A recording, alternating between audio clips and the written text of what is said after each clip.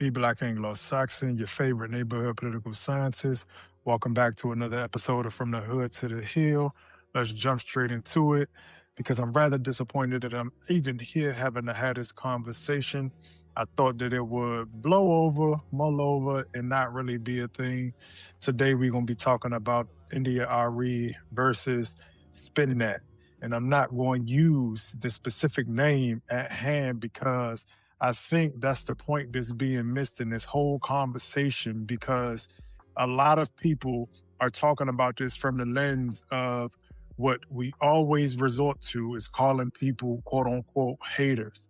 And this is the problem with the community overall. We can't have critiques that allow us to grow and be better. So I'm going to start with the first one that literally peeves me to the highest point. Trick Daddy came out in defense of Spin That and says, well, we've had worse songs come out, which is true. And each and every single generation has their version of quote unquote degeneracy and degenerate music and the degenerate forms of media that we consume, which is true. The question that we need to be asking ourselves is, yes, it is true, but why are we okay with not evolving as a community? Because the indictment is in the actual truth itself. It's not a flex to say, or for people to continue to say, well, yeah, we've been doing this and we've all had this and no generation is better than the last one. Well, isn't that the problem? Isn't that the problem? That we continue to have generations on generations on generations of people who aren't understanding that we are being used as tools against ourselves? Because the reason that I'm going to say spin that and not use her as the specific thing of subject is because it's larger than that. We talk about here all of the time. We talk about ecosystems. We talk about the mechanics of how these things work. And it's never really truly about the individual person. It is about the avatar. It is about the whole ecosystem in which these people operate in. Because at the community level, I know a lot of people don't like to talk about politics, and I know a lot of people don't like to have these type of conversations. But the problem with wanting to run away from political discussions is that everything goes back to and funnel back through politics. Because the same people who are willing to say, well, our community hasn't grown, but these will be the same people who want to continue to use the larger structural systems that continue to capitalize off of our failure as an excuse to talk about where we are, which is why I call them poverty pimps. Because on one hand, you want us to stay in this frame of ignorance and this state of ignorance and being used as tools against ourselves. But then you also want to, at that very same time, talk about structural racism, structural issues, which are, yes, in fact true, but you also then can't say that, yeah, I am willing to be a tool to be used against myself. Because the problem with that, and we bring it back to the structures, the ecosystem of it, taking it away from whoever the person is specifically, we have a whole group of people, the people who are perpetuating the actual music, this type of degenerate music, who are literally coming on the cusp, rather, excuse my accent, and taking advantage of then the degenerate behavior by way of the prison industrial complex, being able to find people for these type of behaviors, the issue that we just had with the child situation where we see these stereotypes, or we see the belief in these stereotypes play out into these situations based on how we are perceived as a group of people. And again, do not get this confused with whether I'm making this or saying this as if it's right or wrong, but you have to understand that this music, the media that is consumed creates a narrative, and that narrative is consumed. I have a whole video on the de facto versus the de jure and how those two come together to merge as one, because one requires a narrative to perpetuate itself. Because we're not dealing with music, we're not just dealing with the media in isolation, we're dealing with it in a whole ecosystem. Because let's also, number two that peeves me is that people say, well, oh, I'm not influenced by it. And oh, well, that's not going to make nobody go out and scam. And that's not going to make nobody go out and do this and be, oh, if they weren't already going to do it. That's not how influence works. And I've talked about this too as well, time and time and again. You can hate a song. If you hear it enough, it will move to your frontal space in your mind and you'll begin singing it just because you've heard it enough times. And with that being said, you don't know what you don't know. Because, see, you all think about the moment. Now, walk with me on this. Let's say you had this song come out here right now. It is July, 6th, 7th, whatever it is.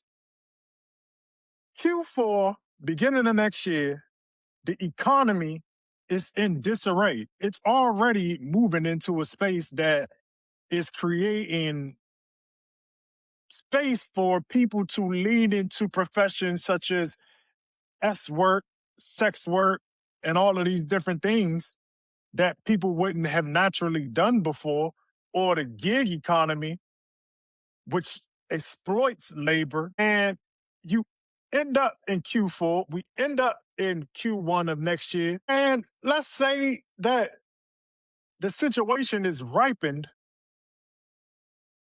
for people to be put in a position to participate in the very behavior that the seeds are sowing now.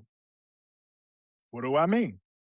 Well, you're listening to the song now. We're talking about spin that, scamming, and all of these different things, right? The S word that has taken off, boo lady.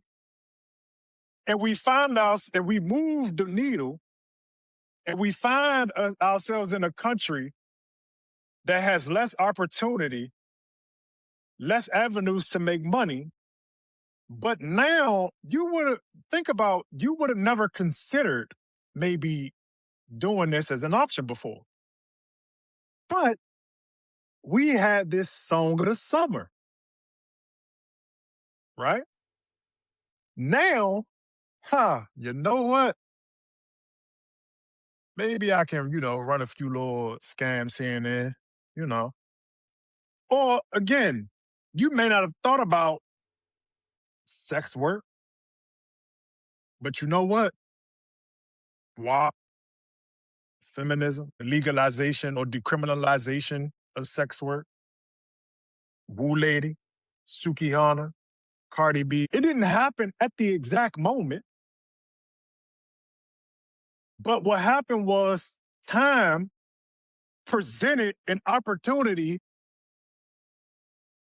for the seed that was sown to bear fruit.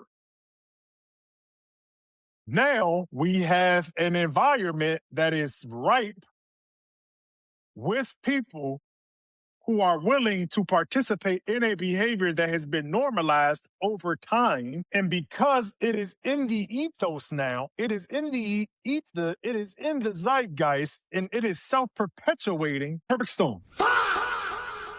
because that's how influence work. We talk and y'all use these words such as coercion and all of this stuff, but you don't really know how it works. Because, oh, I would have never do that. Would you? Do you really know what you would and won't do based on the circumstances that you find or don't find yourself in? Since you got your degree and you know every fucking... Because I see a lot more women having conversations about selling their bodies. And I think I will see a lot more women having conversations about selling their bodies. Scamming has become cool. The same people who's probably made tons of money doing the crack cocaine era were probably some of the same people who said that I would never partake in such a thing. But guess what? You had the music, you had the narrative, you had the exclusion of Black men from the labor force, you had the CIA drop the drugs in the community along with the guns,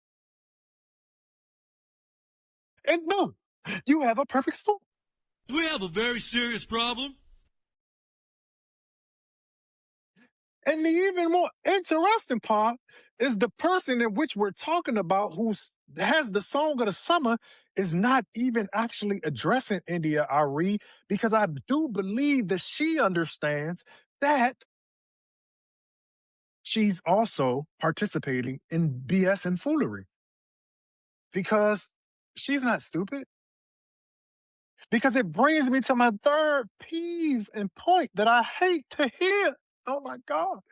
And again, because it saddens me that we even got to have this conversation, because part of seeing the dialogue around this makes me believe that we are cooked. Because we can't even understand that, yo, we're being used against ourselves. Because too many people are saying, well, you gotta get your bag. You gotta get your bag.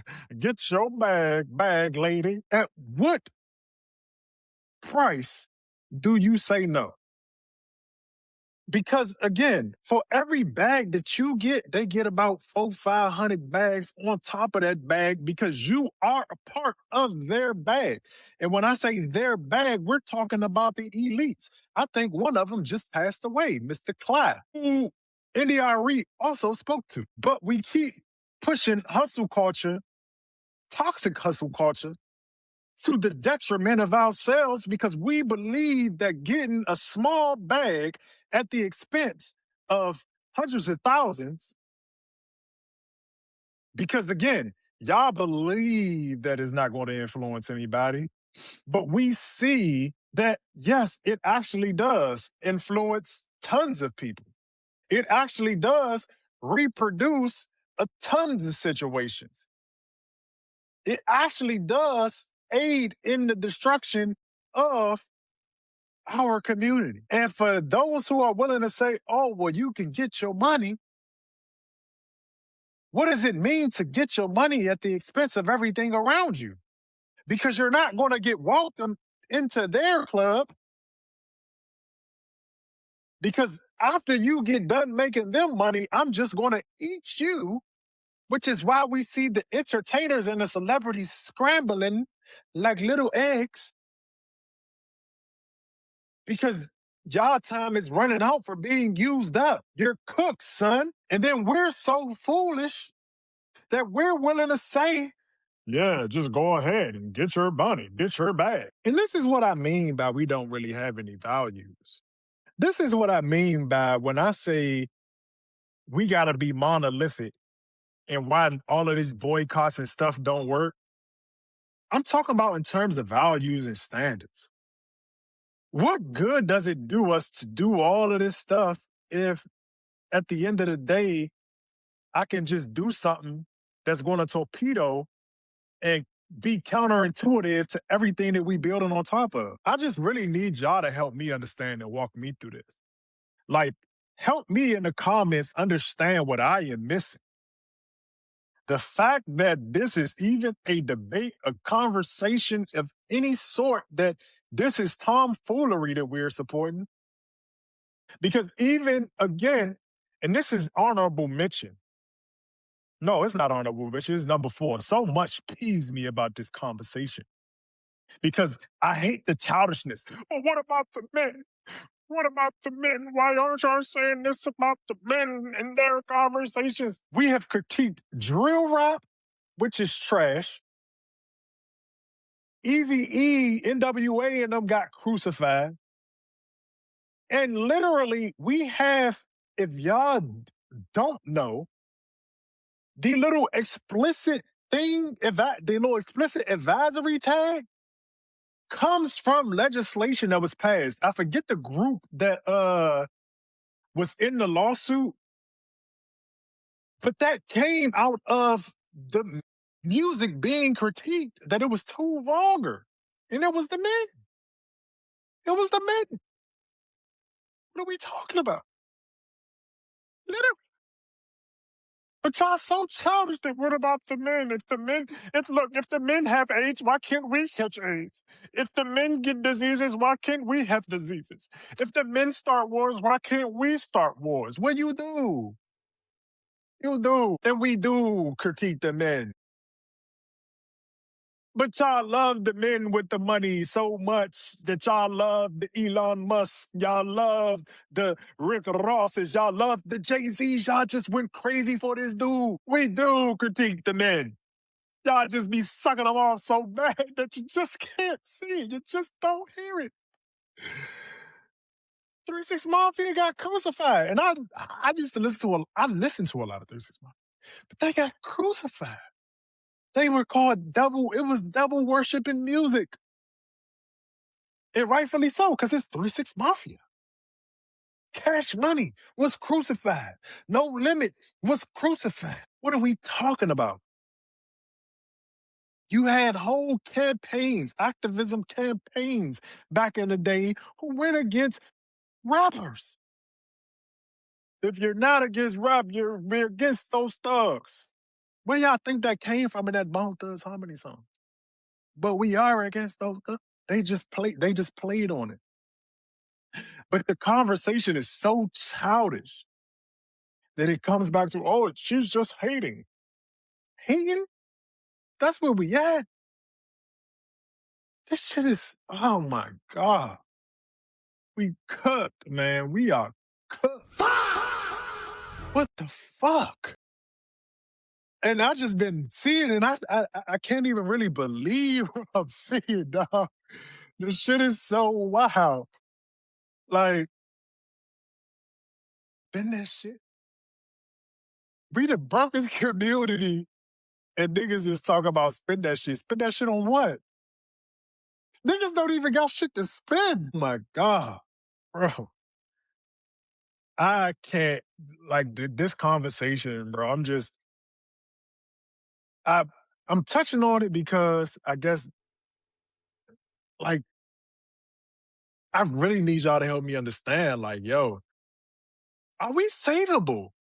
Are we savable? Like, we don't have like any standard anything. Like, there's no standards. Like, y'all want to be a community with nonsense and tomfoolery. Like, as long as niggas got money, they good. As long as the baddies is getting money, they good. As long as whatever you doing produce a bag, no matter how much or how detrimental it is, we good. Yo, this shit is crazy. And then we have the audacity to talk about white folk, which again, in its own right, yes, because we talk about America and America has its bullshit and foolery. But we can't, y'all niggas is drinking the same Kool-Aid. Even if you like the song, like just think about what's happening, what can potentially happen. Because like I said, it don't gotta be now. And also think about influence in a very, very much more subversive way. Because it's not about you doing the thing immediately. It's not about, again, for example, me and my wife, when we was in college, we used to watch Love and Hip Hop and all that shit, right? We don't no more. You want to know why? Because even though we were adults and we felt like it wasn't influencing us, in those knee-jerk responses to each other when we're in the heat of conflict, when we're in these situations, we were mirroring it without even being fully aware. And again, it's not about how intelligent you are. The most intelligent people understand that nobody is above the influence. We talk about this stuff not influencing us, but nobody's having kids. The relationships are trash. The families are gone. And y'all think that this is all just a coincidence? That it's not political? That the politics is not in the music? That the people who are pushing the music to you are not political players? Man, if you can, just share the video. I really just don't even have no words. Like the video if you are in sadness with me, because it's really just kind of depressing. Like, what the fuck? Seriously? This in 2026. We think it's a flex to say that no generations have been better than the other. Nigga, that's the problem. Oh God, man.